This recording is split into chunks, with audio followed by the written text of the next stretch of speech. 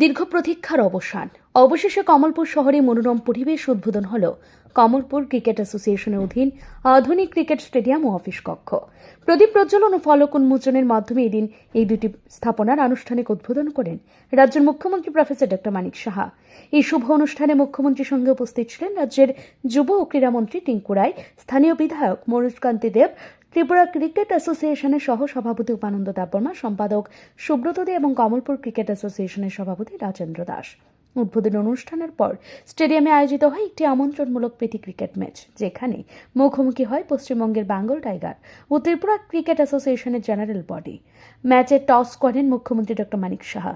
প্রীতিমূলক হলেও এই ম্যাচের আকর্ষণ ছিল বেঙ্গল টাইগার দলে অংশগ্রহণকারী পশ্চিমবঙ্গের টলিউড তারকারা, যারা ক্রিকেট মাঠে উপস্থিত হয়ে কমলপুরবাসীর মাঝে এনে দেন এক অন্যরকম উচ্ছ্বাস। মঞ্চে বক্তব্য রাখতে গিয়ে মুখ্যমন্ত্রী ডক্টর মানিক সাহা জানান, ত্রিপুরা ক্রিকেট অ্যাসোসিয়েশনে কাজ করতে গিয়ে একসময় অনেক অসুবিধার সম্মুখীন হতে হয়েছিল।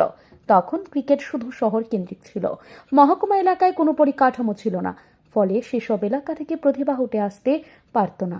এখন মহকুমা ভিত্তিক মাঠ তৈরি হওয়ায় সেই চিত্র বদলাচ্ছে।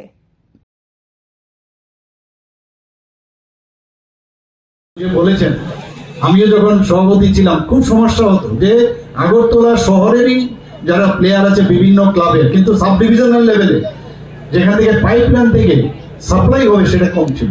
আমরা বিভিন্ন পরিকল্পনা নিয়েছি, যে যেটা বলা হয়েছে বিভিন্ন সাব ডিভিশনে একটা করে ক্রিকেট মাঠ যদি হয় এবং বিভিন্ন যেসব ডিস্ট্রিক্টে আছে সেখানে একটা ক্রিকেট মাঠ হোক, তাহলে সেখান থেকে কিন্তু মানে প্লেয়ার্স সাপ্লাইয়ের ক্ষেত্রে বিভিন্ন যে এইজের গ্রুপের সেটা সুবিধা হয়।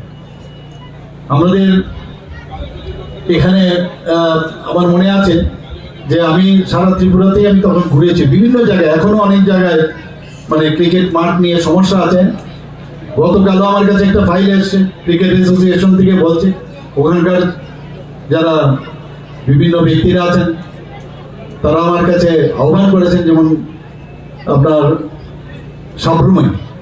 তো আমি ফাইলটা সই করার আগে অনেকের একটা ধ্যান ধারণা নয় যে যদি এটা কলেজ মাঠ হয়, কলেজ মাঠ হলে আমি টিসিএ যারা আছেন এখন সুব্রত বাবু এবং ওনার টিমকে আমি বলবো যে বিষয়টা আগে করে ভালো করে বুঝে নিতে হবে যে কলেজ মাঠ আমরা দিলাম, আবার সেখানে কিন্তু একবার টিসিএ যদি নেয় ওই মাঠ কিন্তু অন্য খেলার জন্য আর ব্যবহার করা যাবে।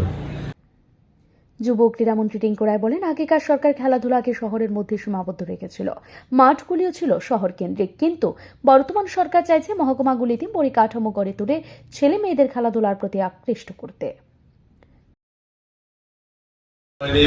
আজকে চূড়ান্ত শিখরে এই রাজ্যে খুব অল্প সময়ের মধ্যে যদি আমরা দেখি 2024 এবং 25-26 এই যে অর্থ বছরগুলো, এই অর্থ বছরে প্রায় 700 কোটি টাকা শুধুমাত্র স্কুল বিল্ডিং নির্মাণের জন্য বিভিন্ন স্কিম থেকে টাকা দেওয়া হয়েছে। হেলথ সেক্টরেও প্রায় 600-700 কোটি টাকার বিভিন্ন হেলথ পরিকাঠামো গড়ে উঠছে গোটা রাজ্যে।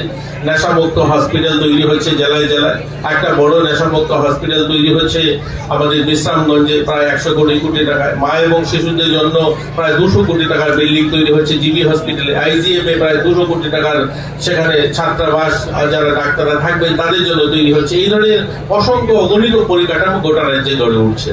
ক্রীড়া পরিকাঠামো যদি বলুন, সবচেয়ে মাননীয় মুখ্যমন্ত্রীকে ধন্যবাদ দিতে হবে যে আমাদের রাজ্যে এটা প্রথমবার বোধ হয় এই ধরনের একটা সেলিব্রিটি ম্যাচ বা এই ধরনের একটা মাঠ উদ্বোধন আমরা করছি এমন একটা প্রান্তিক এরিয়ায়, কমলপুরের মতো একটা মহকুমা শহরে তৈরি হয়েছে এবং এটার উদ্বোধন করছি। এগুলো এই রাজ্যের যারা এখানে যারা অফিসারগণ রয়েছেন বা মিডিয়ার বন্ধুরা রয়েছেন, একসময় সমস্ত পরিকাঠামো উন্নয়ন, স্পোর্টস পরিকাঠামো, স্পোর্টস অ্যাক্টিভিটিস আগরতলা শহর কেন্দ্রিক ছিল। সেটা উমাকান্ত হোক, আস্তাবল হোক বা এমবিবি মাঠ হোক, সেখানেই খেলাধুলার আয়োজন করা হবে বা রাজ্যভিত্তিক টুর্নামেন্টগুলো সেখানে করা হবে। কমলপুর ক্রিকেট স্টেডিয়ামের উদ্বোধন এবং টলিউড তারকাদের অংশগ্রহণে প্রীতি ম্যাচ ঘিরে স্থানীয়দের মধ্যে দেখা যায় চরম উৎসাহ উদ্দীপনা। মুখ্যমন্ত্রী, ক্রীড়ামন্ত্রী সহ অন্যান্যরা অতিথিরা ম্যাচ উপভোগ করেন মাঠের সাইডলাইন বসে। উপস্থিত দর্শকদের উল্লাস, হাততালি আর ক্রিকেট উন্মাদনায় দিনটি রঙিন হয়ে ওঠে। এই উদ্যোগ শুধুমাত্র খেলাধুলাকে উৎসাহিত করার প্রয়াস নয়, বরং এটি ত্রিপুরার প্রত্যন্ত অঞ্চল থেকে প্রতিভা তুলে আনার একটি পরিকল্পিত পদক্ষেপ, এমনটাই মত রাজ্যের ক্রীড়া মহলের। ব্যুরো রিপোর্ট, ঋদ্ধি নেটওয়ার্ক।